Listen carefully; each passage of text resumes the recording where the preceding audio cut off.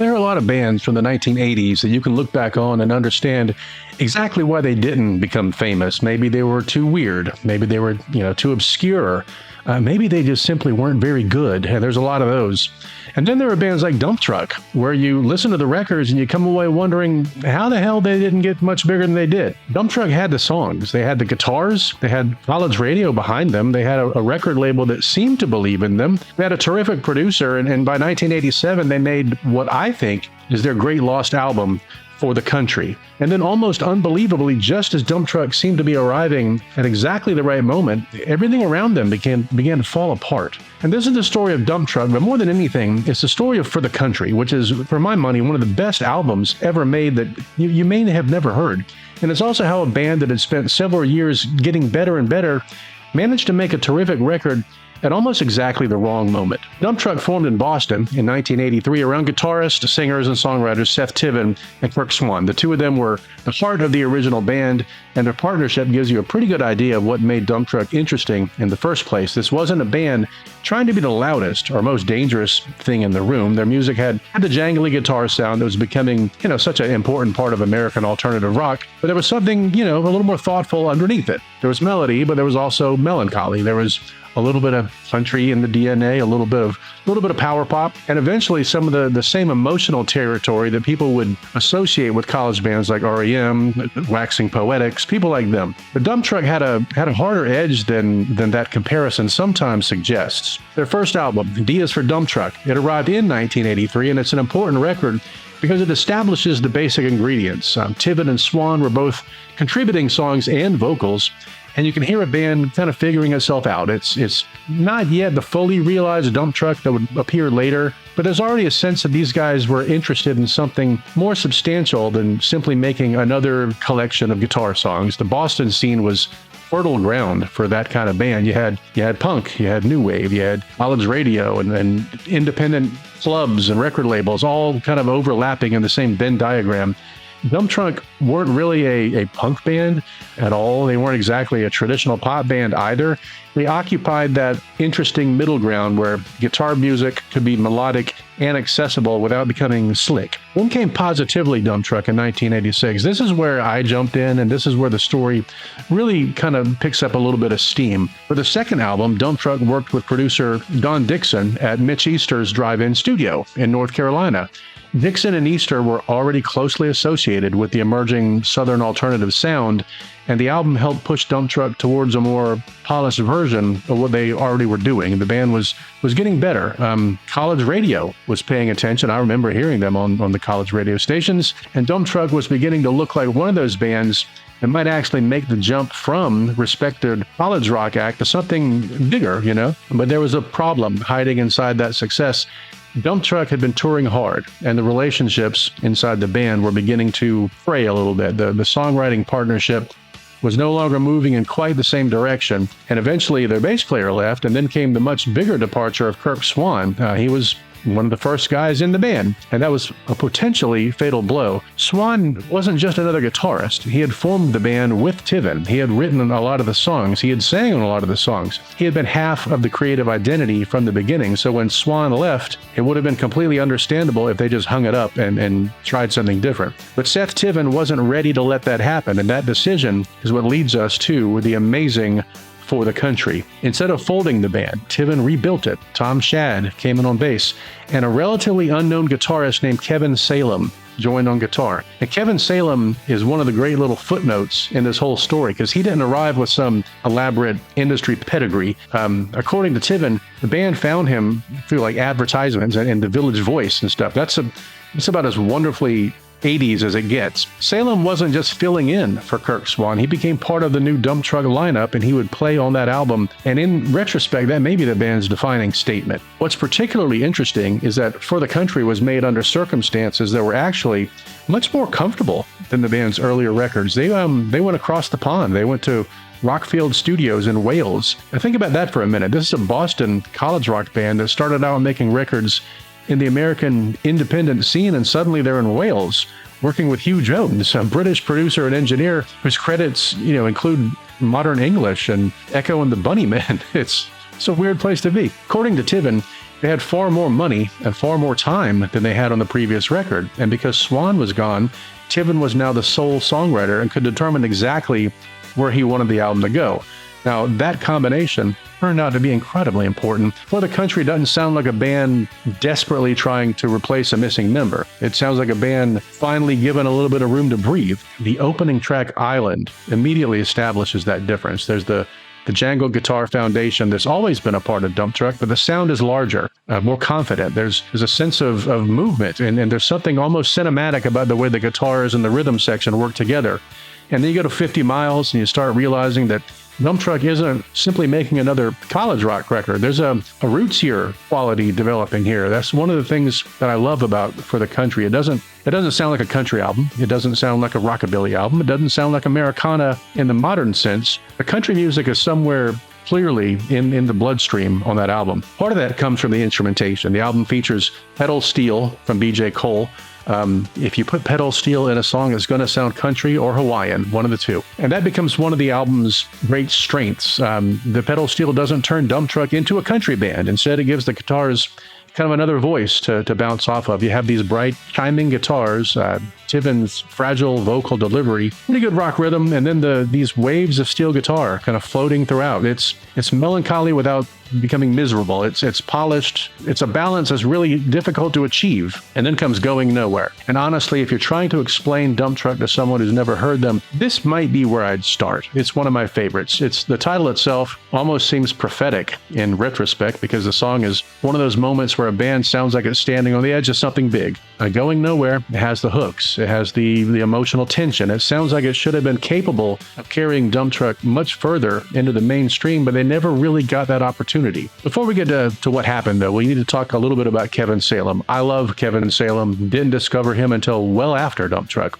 In fact, I didn't realize he was on this album until well after I discovered Kevin Salem. But because his contribution to For the Country it's easy to overlook when you're looking backwards at the band's history. Most people remember Kirk Swan as the original guitarist and Seth Tiven as the continuing force behind the band. Salem can get squeezed into the story as simply as the guy who replaced Swan, and that's selling him short. Salem's playing helped make this version of Dumptruck work. The guitars on For the Country don't feel like one person trying to recreate what another person had done. They feel like a new band figuring out what it could be. But Kevin Salem himself would go on to have a fascinating career after Dumptruck. I'll need to do a video on him also. He became a respected guitarist, songwriter, producer, and engineer, eventually working with a wide range of artists, and each of his solo albums are wonderful. But his time in Dumptruck was short because they weren't going to last much longer.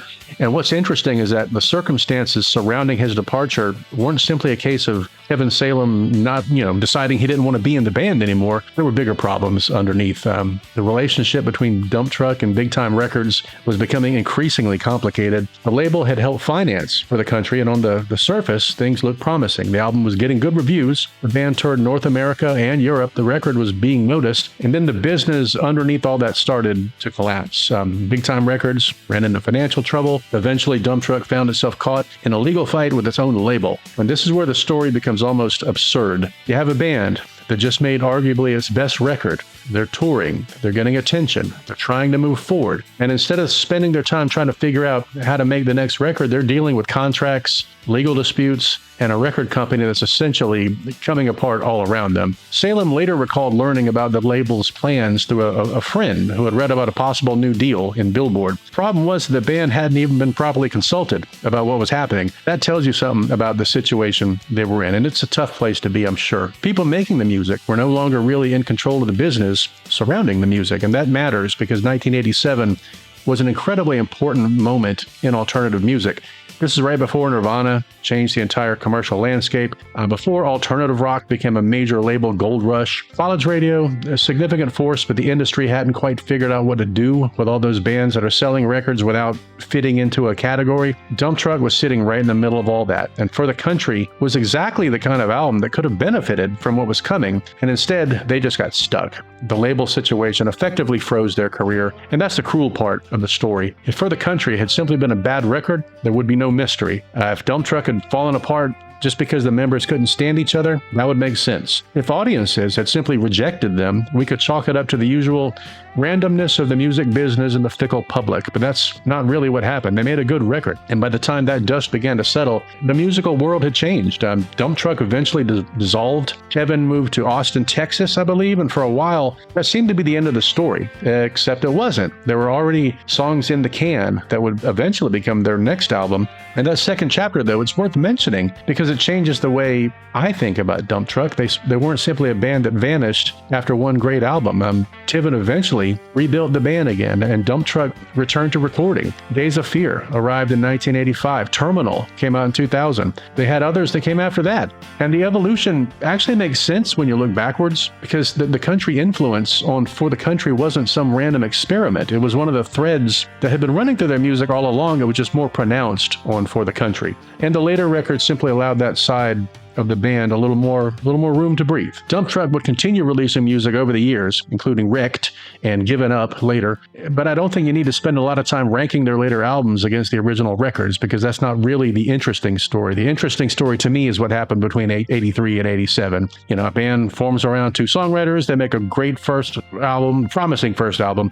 They get better on the second. Songwriting partnership fractures. Then they make the way to Wales and bring in Kevin Salem. They work with Hugh Jones. They make For the Country, which I think was their artistic peak. I don't think they got any better after that. There's something almost fitting about the title For the Country when you look at the album in retrospect. There's a sense of people trying to figure out where they're going, even when they don't necessarily know where that destination is. And that's basically what happened to the band. They were going somewhere. You can hear it. And that's what makes it so frustrating. Listen to any song of that album. There's a maturity there that wasn't present on the first album. There's a confidence that had developed through the years of playing together and touring. And there's a willingness to let the songs breathe outside of themselves instead of simply trying to make every guitar part compete for attention. And that's where producer Hugh Jones deserves credit too. His production didn't erase the band's personality. I think it gave it scale, in some ways making it bigger, in some ways pulling it back, and that's a cool trick. And that's particularly noticeable when you compare For the Country with the records that came before it. Diaz for Dumptruck sounds like a young band just getting started. Positively Dumptruck sounds like a band getting a little more confident and working with Don Dixon, of course. And then For the Country sounds like they finally figured it all out. And then they lost the opportunity to follow that up pretty much. And that's why I think Dumptruck belongs in the conversation about forgotten college rock bands, but not simply because they're obscure, because they're not as obscure as you think. A lot of people like them. I get a lot of people asking about them. Obscurity isn't automatically interesting. What makes Dumptruck interesting is that there was a very specific moment where the pieces were in place. The songs were there, the musicians were there, the audience was beginning to appear, and in some places had. There are hundreds of bands from the 80s who deserve more attention, but Dumptruck gives us something a little more specific, a snapshot of what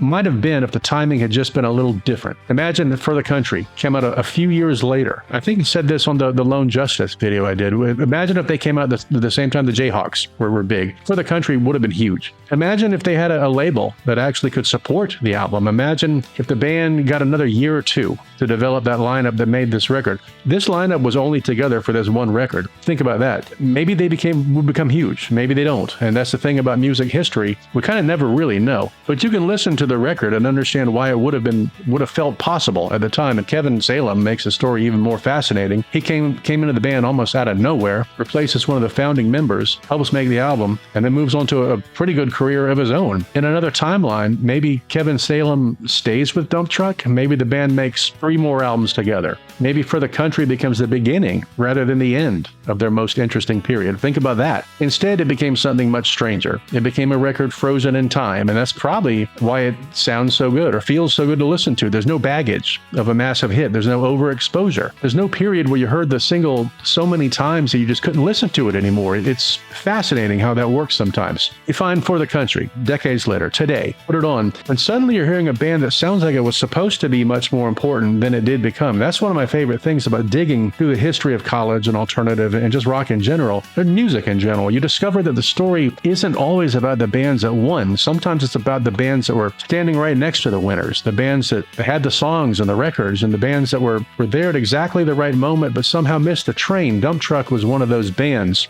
For the Country is the evidence. It isn't just a forgotten 1987 album. This is literally one of my favorite albums. It's the sound of a band reaching the point where everything should have opened up and then watching the doors close. So if you've never heard Dumptruck, don't necessarily start at the beginning. Don't worry about knowing the lineup. Don't worry about, the record label history and all that. Just put on For the Country and let the record make the argument for itself. Because sometimes the best way to rediscover a forgotten band isn't to tell somebody they were important or to be told that they were important. It's to let them hear why they should have been. Dumptruck may not have become one of the biggest bands in the alternative rock era. There's no way they were. They may not have sold millions of records. They didn't. They may not have gotten the MTV rotation or the major label push or the second chance that so many of their contemporaries eventually got. But for one album in 1987, they got remarkably close, making the record that could have changed everything. And then almost before anybody had a chance to find out where that record might take them, the wheels came off. And that's too bad. That's Dumptruck. And that's For the Country. And that's why more than 3 decades later,